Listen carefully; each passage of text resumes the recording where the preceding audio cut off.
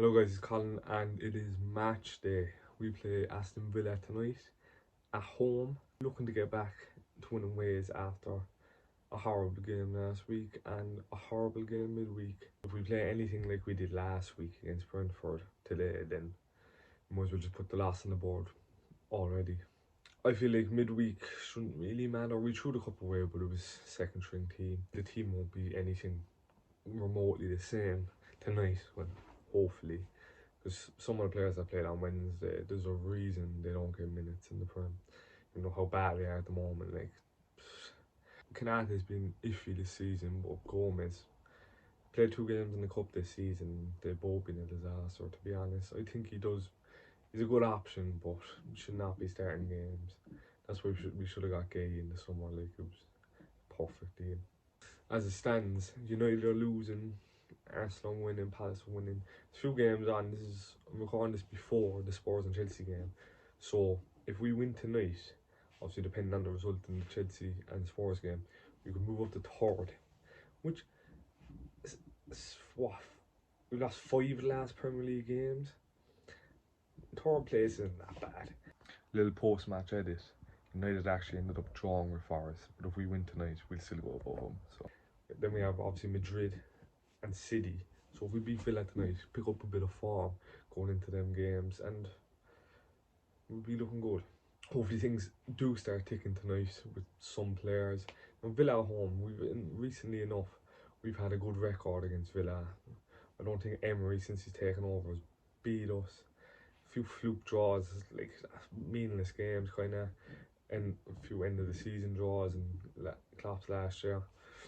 But last year, I think the win against Villa was a big momentum shifter. Obviously, it was completely different scenarios because we were going clearer. Now we're chasing. Everyone expected Arsenal to beat Burnley, which they're doing. So we're just on the chase again. So we just keep picking up wins. Like, it's only November. The league title isn't just written off, but Arsenal are a good team at the moment, so I don't see them slipping up. So hopefully we can just get wins to boost momentum and players' performances, their confidence to really hit the Champions League. And we're out one cup already, but even if we end the season with just the cup, you can't say a disaster really. It's the last 2 years at the job, 1 Prem, 1 FA Cup. Obviously with the squad at the moment, at the start of the season people were saying, oh, it's Liverpool's title. Obviously it is, and all this. I think we will beat Villa tonight. I go into every game thinking we'll win, but like I mentioned, Villa at home, they're on a good run at the moment, so it's time to put an end to that. I think the team we'll put out, obviously, I hope Robertson starts tonight, because other than Kirkes, you can't really say, like, Isak is injured. I think Grambert is meant to be back tonight. I think the team will be strong enough to beat Villa at home. I think the fans should be getting behind the team tonight. Obviously there was stuff about leaving against Palace, but it was lashing rain and 3-0 down and we had the kids on the bench. So what do you expect?